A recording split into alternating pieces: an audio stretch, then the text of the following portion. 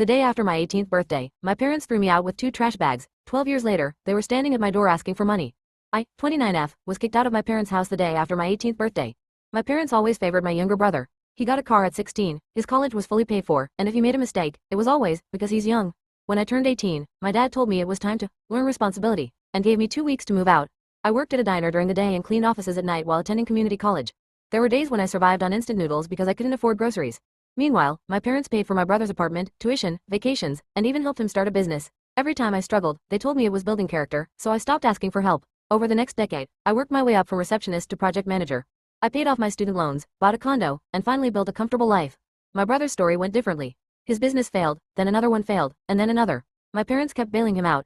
They refinanced their house twice to cover his debts and eventually lost most of their savings.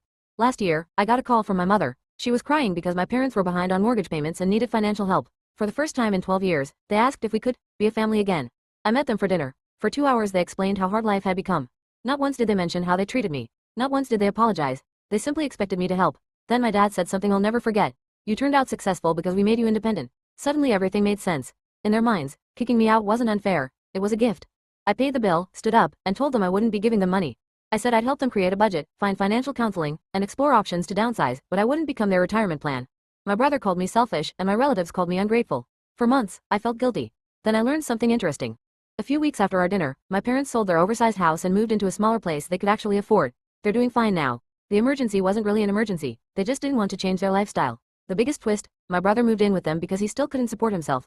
The child they spent years protecting became the adult who couldn't stand on his own, while the child they abandoned became the one everyone expected to save them. I didn't get revenge. Life handled that part on its own.